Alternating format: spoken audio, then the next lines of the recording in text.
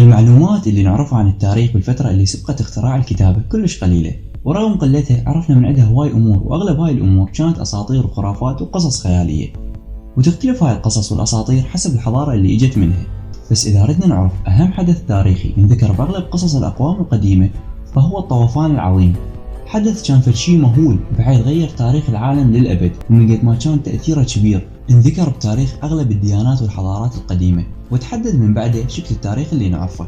فشنو هو الطوفان العظيم وليش صار وشلون تغير التاريخ من بعده؟ كل هذا وأكثر راح نعرفه بعد الانترو.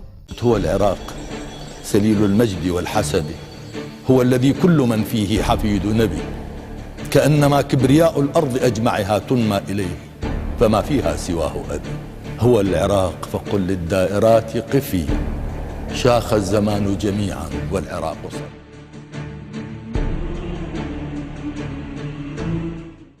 أهلا بكم أعزائي المشاهدين بقناة إراكي مايندر. إذا أول مرة تزورنا لا تنسى اللايك والاشتراك بالقناة، وتابع سلسلة العراق في شهر، سلسلة مهمة لكل واحد يحب يتعرف على تاريخ العراق القديم. حكينا بالحلقة اللي فاتت على أسطورة الخليقة السومرية، وشلون بدأ الكون، وشلون ظهروا البشر على الأرض من وجهة نظر السومريين القدماء، وتعرفنا على الميثولوجيا أو علم الأساطير السومرية وشنو دورهم بحياة السومريين. بس قبل ما نحكي عن الطوفان العظيم خلينا نجيب الأحداث اللي صارت بالترتيب الزمني الصحيح.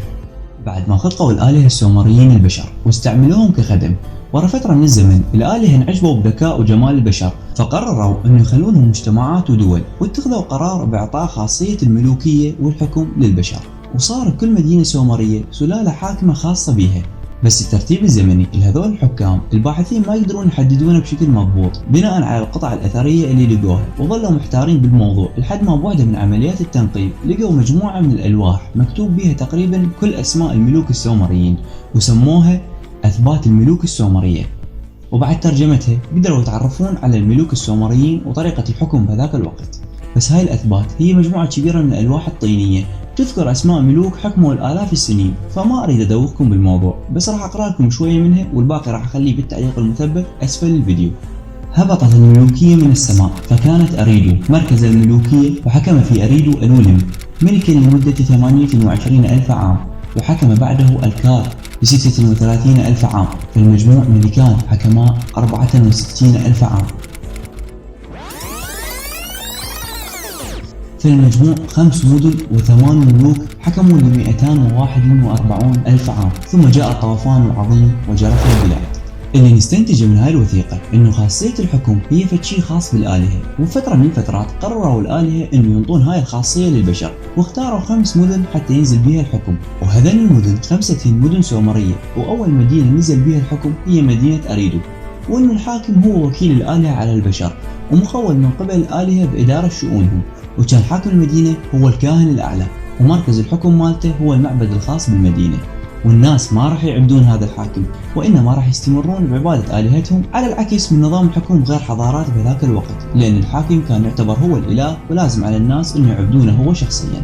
أهم شغلة نستنتجها من أثبات الملوك السومرية هي تقسيم الزمن ل3 مراحل. المرحلة الأولى هي مرحلة ما قبل الطوفان، وهاي المرحلة معلوماتنا عنها كلش قليلة.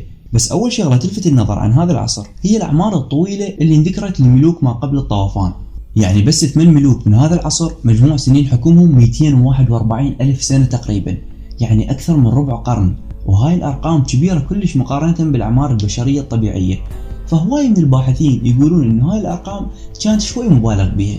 الشغلة الثانية اللي تلفت النظر هي إنه الأثبات انذكر بها بالبداية إنه أول مدينة نزل بها الحكم هي مدينة أريدو، وبالفعل أقدم الآثار للاستيطان البشري بمنطقة السهل الرسوبي اللي لقوها المنقبين تابعة الدور العبيدي الأول كانت بمدينة أريدو. هسه نرجع للطوفان العظيم.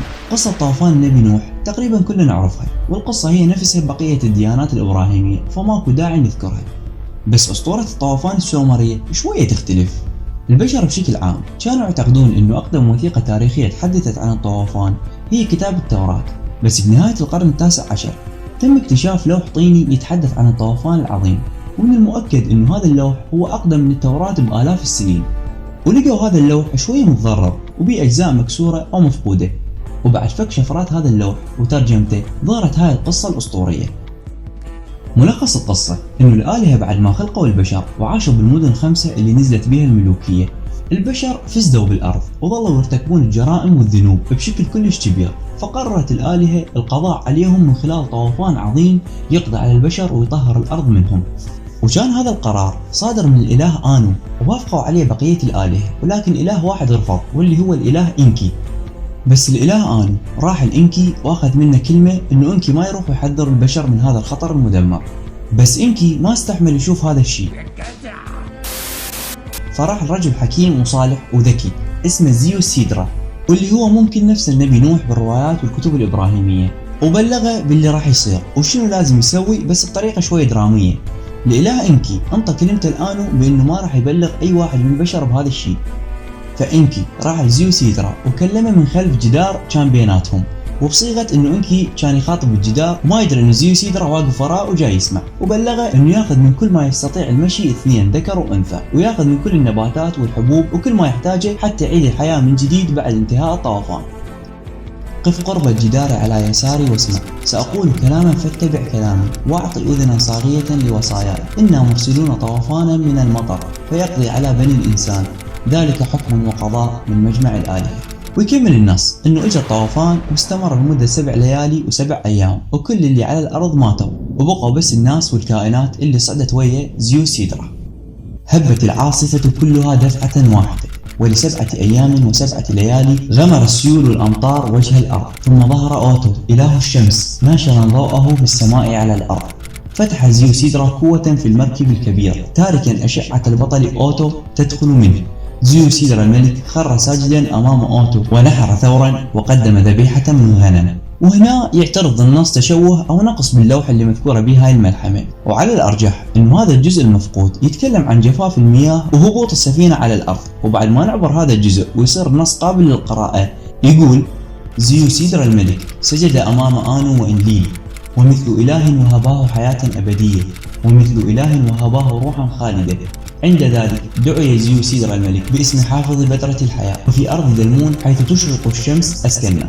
ومثل ما شفنا إنه بقية الآلهة انبهروا باللي سواه زيوسيدرا وكافئوه بالخلود مثلهم، وأسكنوه بجنة السومريين الأسطورية اللي اسمها أرض دلمون، واللي يتوقع انه ارض دلمون هي نفسها دولة البحرين. وهاي هي نهاية عهد ما قبل الطوفان وبداية العهود الجديدة على البشرية بشكل عام وعلى ارض النهرين بشكل خاص.